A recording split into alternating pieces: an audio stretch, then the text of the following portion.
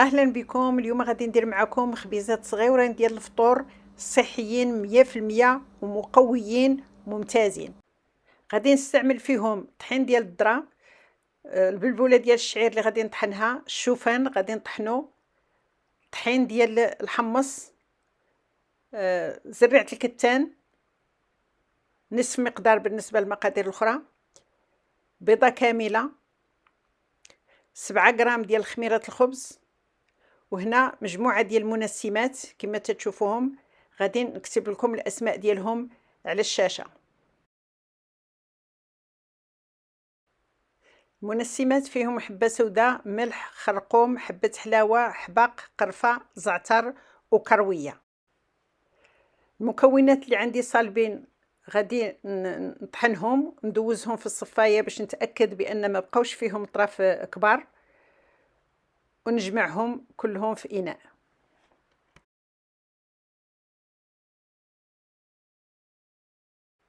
زرعة الكتان غادي نطحنها مع المنسمات باش تنعطيها داك النكهه ديال المنسمات كاملين.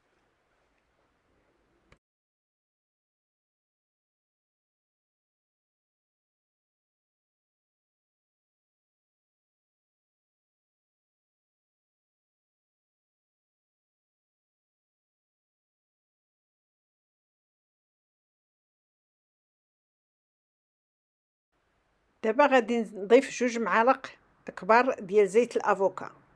علاش بالضبط زيت الافوكا؟ لانها اولا معروفه بالجوده العاليه ديالها الصحيه، وثانيا لانها ما تتغيرش مع درجات حراره عاليه، فهي تتصبر الحراره بزاف. هي الزيت الوحيده اللي تتصبر لدرجات حراره عاليه في الطبخ. نحركها مع الخليط ديال النواشف ونضيف لهم بيضه كامله.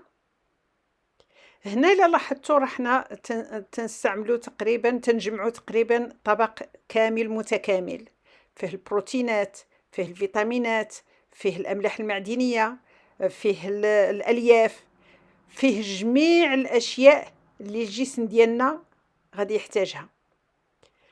غادي ندوب 7 غرام ديال الخميره ديال الخبز في الماء دافي.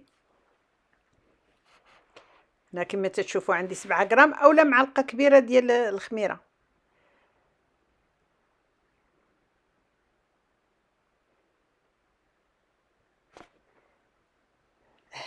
هاد الطبق هو كامل شامل، ما تحتاج معاه لا كرواسون ولا بتيبان ولا ميلفاي ولا حتى شي حاجه، لانه صحي 100%، خاصه في رمضان لان الانسان تيقيل صايم. هاد الخبيزات هادو كاملين مكمولين من الناحيه الصحيه.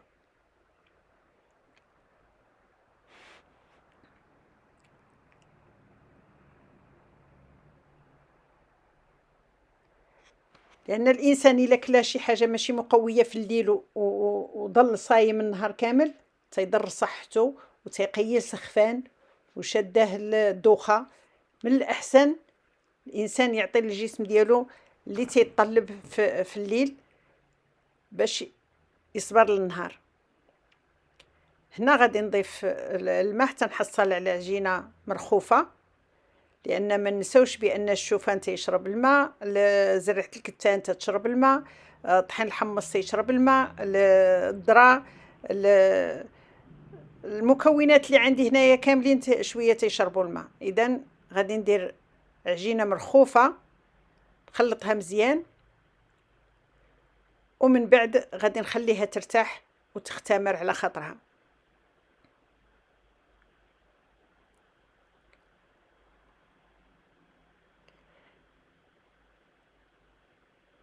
العجينه خصها تكون مرخوفه بهذه الطريقه هذه باش منين داك النواشف يشربوا الماء ما تجيناش قاصحه بزاف. هنا دابا غادي نخليها ترتاح وتخمر. الحجم ديالها ما تيضوبلش لانها ما فيهاش الطحين ابيض، انما تتبان خمره، تيبانوا المكونات كلهم مفشفشين، تتبان خمره، ولكن الحجم ديالها ما تيكبرش بزاف. نغطيها ونخليها واحد من نص ساعه حتى لساعه هكاك ترتاح. ولا عندي الوقت ماشي مشكل، نخليها ترتاح شحال ما بغيت. ممكن ديروها في الصباح وتوجدوها وتطيبوها في العشيه. دابا ها هي خمارت بما فيه الكفايه. غادي نشكلها تشكال تيبقى حسب الذوق. شكلوها كويرات، شكلوها بالمراشم، شكلوها ديروها في مره واحده. شحال من مره انا ما تنشكلش كاع شي حاجه، تنديرها في مره واحده ونقطعها من بعد بالموس لان ما تيكونش عندي الوقت. من بعد ممكن تضيفوا لها اي حاجه على وجهها. انا غادي نضيف لها غير شويه ديال الشعير على وجهها، بالبوله رقيقه ديال الشعير على وجهها. ممكن نضيف شويه ديال الجنجلان كذلك على الوجه.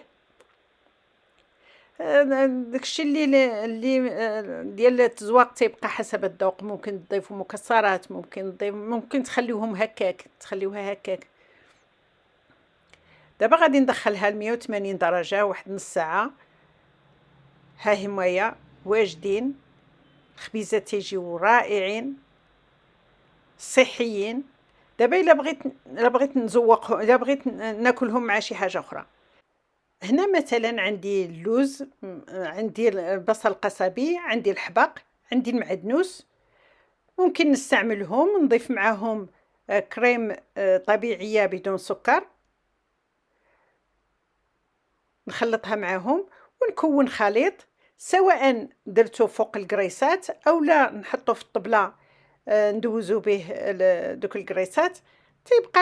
تيبقى الانسان عنده الاختيار باش ياكل كيف ما بغى. هذا هو خليط جد صحي ومقوي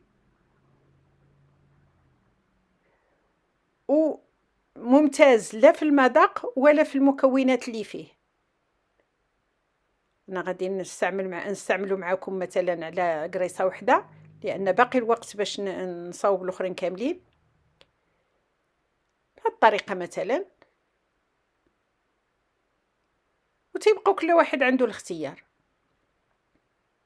المهم هي ناكلو شي حاجه صحيه، ناكلو شي حاجه صحيه مقويه، لان الجسم ديالنا تيقيل صايم، ما يمكنش نعطيوه حوايج فارغه صحيا. ها هو ما تيجيو رائعين صحيين، تمتعوا بهم بصحتكم وراحتكم.